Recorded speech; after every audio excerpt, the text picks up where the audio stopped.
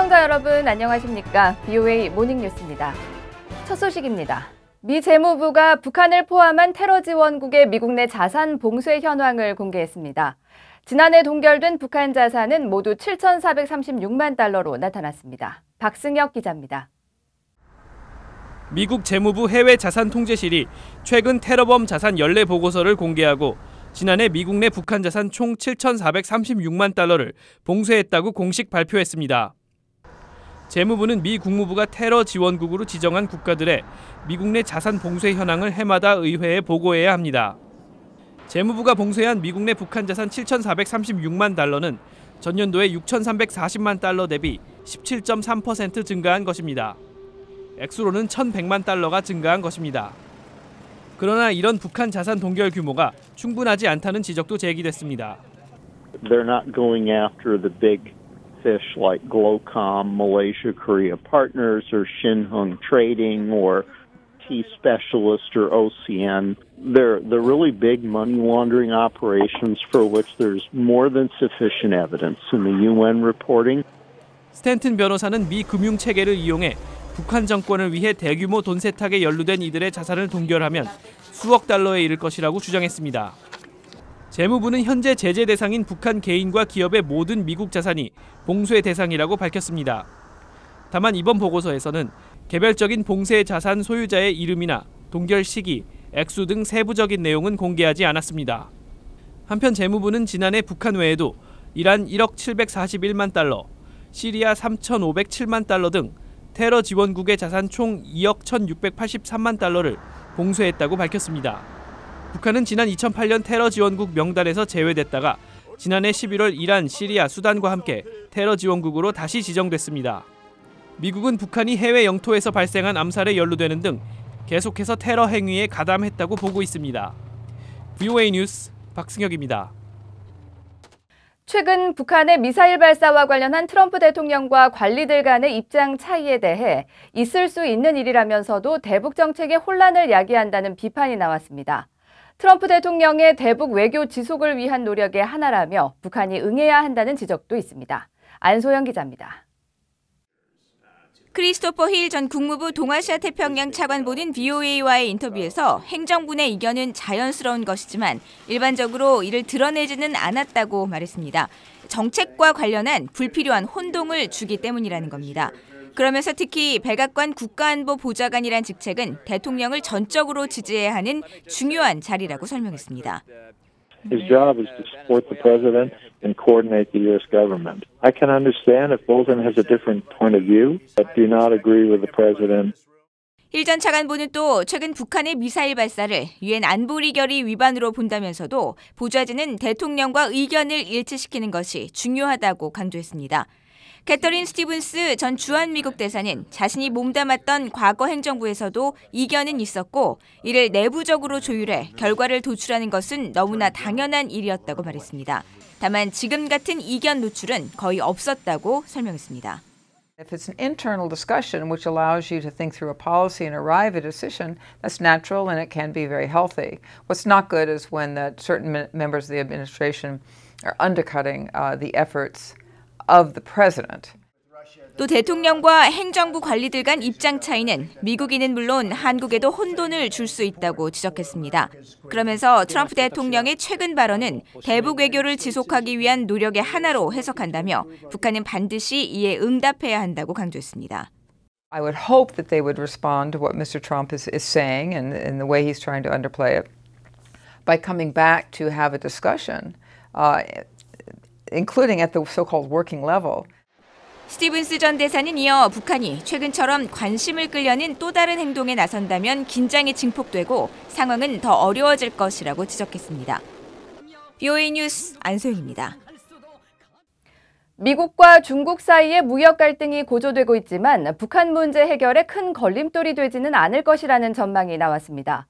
하지만 두 나라 사이에 북한 문제는 우선순위에서 밀릴 수 있고 중국의 협력 집중도는 떨어질 수 있다고 전문가들은 분석했습니다. 조은정 기자입니다.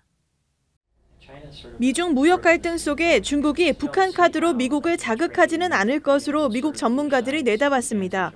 For the Chinese, adding more irritants into the relationship and using North Korea as a lever to influence attitudes in the United States is a dangerous proposition for them. 트럼프 대통령과 미국 관리들이 어떤 반응을 보일지 알 수 없기 때문이라는 설명입니다. 이런 이유 때문에 시진핑 중국 주석의 방북도 쉽게 이뤄지지 않을 것이라는 분석도 나옵니다. Frankly, President Xi, I think, doesn't want to meet with Chairman Kim at a time when the trade tensions with the U.S. are so high, because he doesn't want to give the impression that he's using the North Korea issue as part of that negotiation.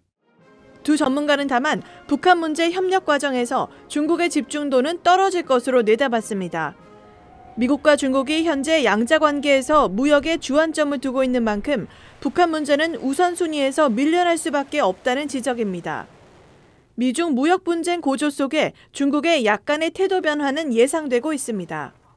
But clearly, if the United States and China are having a bitter dispute, it can affect Chinese attitudes. But I don't think it would be decisive. 중국은 미국과의 여러 현안을 분리해서 대응하는 듯하지만 누구든 화가 나면 협조를 꺼리는 법이라는 설명입니다. 전문가들은 아울러 중국이 안보리 상임이사국으로서의 역할을 진지하게 받아들이고 있다며 중국이 안보리 대북 제재 결의안을 어길 가능성을 낮게 봤습니다. VOA 뉴스 조은정입니다. 마이크 폼페오 미국 국무장관은 31일 하노이 미북 정상회담 합의 결렬과 관련해 북한이 고위 당국자를 처형했다는 보도에 대해 그런 보도를 봤다면서 확인을 위해 최선을 다하고 있다고 말했습니다. 세라 허커비 샌더스 백악관 대변인은 해당 보도와 관련해 정보 사안은 언급하지 않을 것이라면서 다만 우리는 상황을 주시하고 있으며 우리의 궁극적인 목표인 비핵화에 계속 집중할 것이라고 말했습니다. 앞서 한국의 조선일보는 이날 소식통을 인용해 하노이 회담의 실무 협상을 담당했던 김혁철 전 국무위원회 대미 특별대표가 처형됐고 김영철 부위원장은 혁명화 교육을 받고 있다고 보도했습니다. 이와 관련해 한국 청와대 관계자는 기사가 얼마만큼 확인된 사안인지를 파악하는 것이 중요하다는 생각이 든다며 섣부른 판단이나 언급은 적절치 않다고 생각한다고 말했습니다. 유엔 안전보장이사회 대북제재위원회의 의장인 크리스토프 호이스겐 유엔 주재 독일 대사가 북한의 이달 초 미사일 발사에 대해 명백한 안보리 결의 위반이라고 말했다고 일본 NHK가 보도했습니다. 호이스겐 대사는 30일 미국 뉴욕 유엔 본부에서 비공개로 열린 유엔 대북제재위원회 정례회의 이후 기자들에게 이같이 말한 것으로 전해졌습니다. 호이스겐 대사는 또 북한의 인도주의 상황이 매우 열악하며 주민들에 대한 국제사회의 지원이 필요하다면서도 1차적인 책임은 북한 정부에 있다면서 북한이 주민의 역량 상황 개선을 위해 자금을 사용했다면 상황은 달랐을 것이라고 지적했습니다. 북한에서 최근 치사율 100%로 알려진 가축 전염병 아프리카 돼지열병이 발생한 것으로 확인됐습니다. 북한이 세계동물보건기구 OIE에 제출한 보고서에 따르면 지난 23일 중국 접경 지역인 자강도 우시군 북상협동농장에서 열병이 신고된 뒤 25일 확진 판정을 받았으며 이 농장의 돼지 99마리 중 77마리가 폐사하고 22마리는 살처분된 것으로 나타났습니다.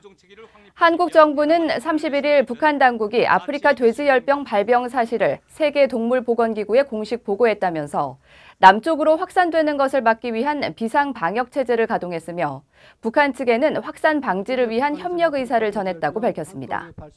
아프리카 돼지열병은 예방 백신이 없어 치사율이 100%에 이르고 바이러스 생존력이 높은 가축 전염병이지만 다른 동물에게는 감염되지 않고 감염된 돼지고기를 먹어도 인체에는 해가 없는 것으로 알려졌습니다.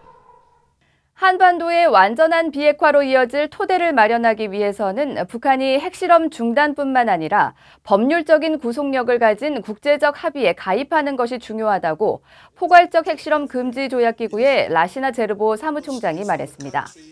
제르보 사무총장은 31일 서울에서 열린 행사에서 모든 종류의 핵실험을 금지하기 위해 마련된 포괄적 핵실험 금지 조약에 현재 168개국이 비준했지만 북한은 비준은 물론 서명도 하지 않았다면서 이같이 말했습니다.